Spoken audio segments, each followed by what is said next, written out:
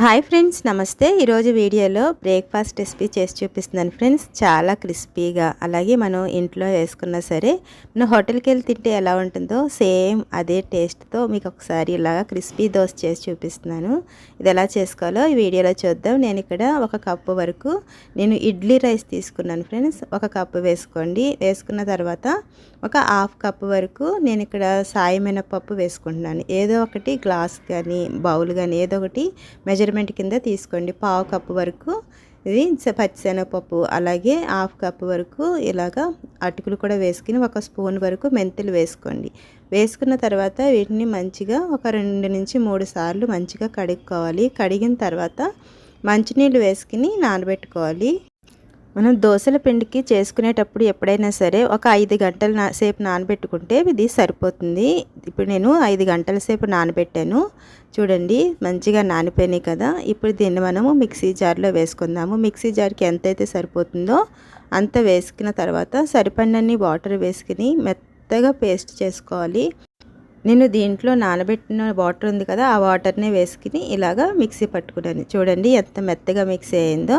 ఇలా మిక్సీ పట్టిన తర్వాత ఇలా ఒక గిన్నెలో వేసుకోండి. ఉన్నదంతా కూడా నేను ఇలాగ మిక్సీ పట్టుకుని దీంట్లో వేసుకున్నాను. ఇప్పుడు ఇంకొక బౌల్ తీసుకుని ఒక గ్లాసు పొడి బియ్య పిండి ఉంటుంది కదా, దాన్ని వేసుకోవాలి. మనం ఒక గ్లాసు బియ్యం వేసుకున్నాం కదా, అలాగే ఒక గ్లాసు వరకు పొడి బియ్య పిండి వేసుకున్నాను. వేసుకుని ఇందులో వాటర్ వేసుకుని ఇలాగ ఉండలనేవి లేకుండా ఇలా కలుపుకుని మనం బ్యాటర్లో వేసుకున్నట్టయితే మనకి ఈజీగా ఉంటుంది. ఒకేసారి మనం బియ్య పిండి వేసి కలుపుకుంటే కనుక ఉండలు వచ్చేస్తాయి కదా. ఇలా కలుపుకున్న తర్వాత మనం మిక్సీ పట్టుకున్నాం కదా, దీంట్లో వేసేసుకోవాలి. వేసుకుని ఇదంతా మొత్తం కలిసేటట్టు కింద కలుపుకోవాలి.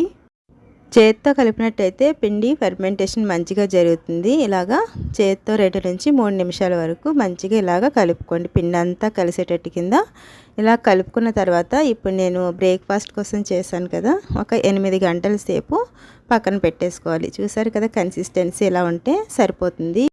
ఇప్పుడు దీన్ని నేను రాత్రంతా ఇలా వదిలేసాను ఫ్రెండ్స్. చూడండి, పొద్దున్నే మనకి పిండి మంచిగా పులిసింది కదా. ఒకసారి ఇలాగా మొత్తం అంతటిని ఇలాగా కలుపుకోవాలి. ఒకే డైరెక్షన్లో మనం కలుపుకున్నట్టయితే చక్కగా మంచిగా కలుస్తుంది. అలాగే ఈ బబుల్స్ అనేవి పోకుండా ఉంటాయి. ఇలాగా మనము ఎంతైతే సరిపోతుందో అంత పిండిని చిన్న బౌల్లోకి తీసుకుని కొంచెం సాల్ట్ వేసుకుని కలుపుకుని పక్కన పెట్టుకుని ఇలాగ ఆయిల్ వేయకుండానే ఇలాగ ప్యాన్ హీట్ అయిన తర్వాత వాటర్ని ఇలా వేసుకున్న తర్వాత చూడండి, మీడియం హీట్లో ఉన్నప్పుడు మాత్రమే ఇలా దోశ వేసుకోండి.